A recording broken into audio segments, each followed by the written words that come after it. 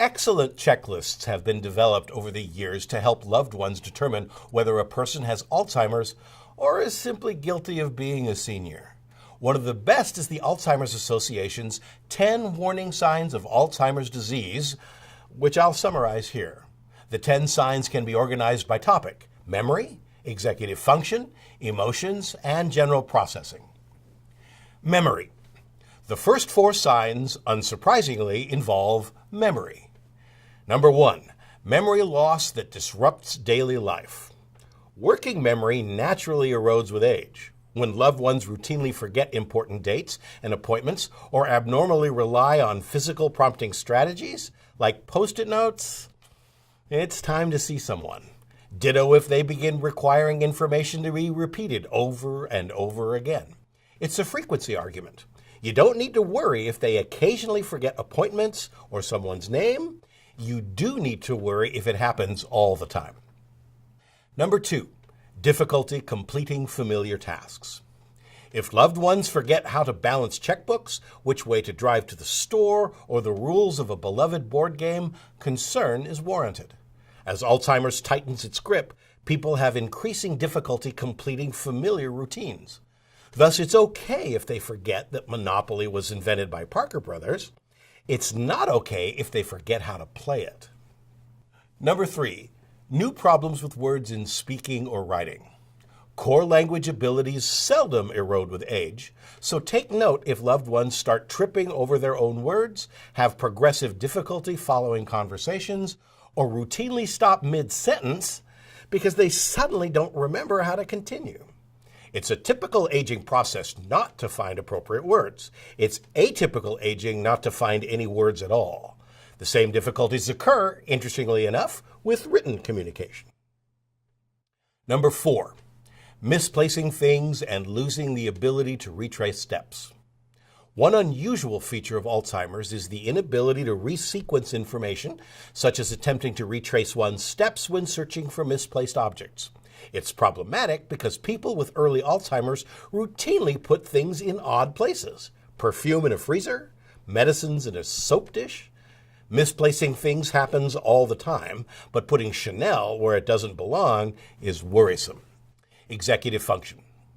Executive function naturally erodes with time, but precipitous life-interfering changes such as these aren't natural at all. Number 5, challenges in planning or problem solving.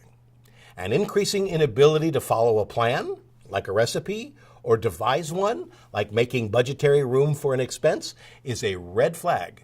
So is an increasing loss of concentration, causing seniors to take increasing amounts of time to perform regular tasks like paying monthly bills. Forgetting to write a check to the cable company at month's end is not necessarily cause for alarm. Forgetting to write checks at all is. Number 6, decreased or poor judgment. Executive function involves decision-making skills which aberrantly erode with Alzheimer's. Deficits show up in everything from making poor financial decisions to forgetting to brush one's teeth. You'll often see other changes in grooming habits. It's normal for loved ones to occasionally forget where their glasses are. It's not normal for them to forget to put their pants on or to give away their retirement savings to the next homeless man they see. Emotional processing. This next pair of warning signs involves changes in mood and emotional regulation. Number 7, withdrawal from work or social activities.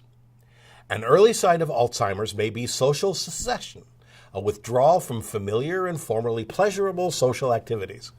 As discussed in the opening chapter, such withdrawals can have dramatic negative cognitive effects, made all the worse if a pathology like Alzheimer's is involved. Often a person is well aware of all the deficits occurring and, ashamed to tell anybody about them, withdraws. Number 8, changes in mood and personality. Another early sign of Alzheimer's may be related to mood changes. People with Alzheimer's may become paranoid, anxious, fearful, or increasingly emotionally disorganized.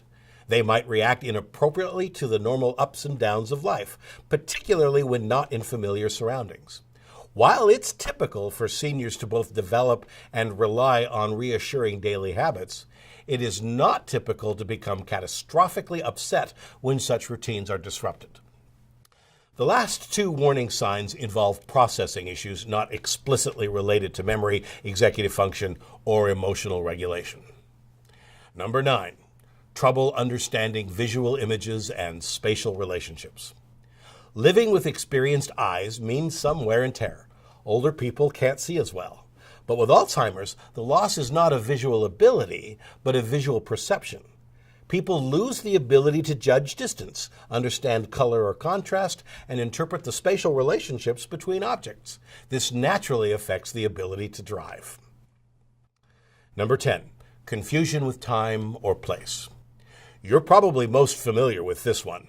Seniors losing track of time or where they are is a hallmark of Alzheimer's.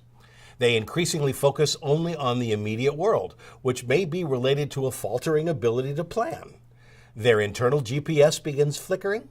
Wandering, accompanied with bewilderment, fear, and anger about where they end up, becomes a huge problem in later stages. It's normal to momentarily forget the day of the week, or even transiently to forget where you are when walking around your neighborhood. It's not normal at all to wander the neighborhood at midnight, wondering how you got there, yelling at the top of your lungs at no one in particular. No one test can definitively detect Alzheimer's. If you visit your doctor's office worried about Alzheimer's, you'll undergo the same tests issued for any form of dementia. Only when certain behaviors are ruled out might your doctor say, you may have Alzheimer's. And that's exactly how doctors couch it, for a very important reason.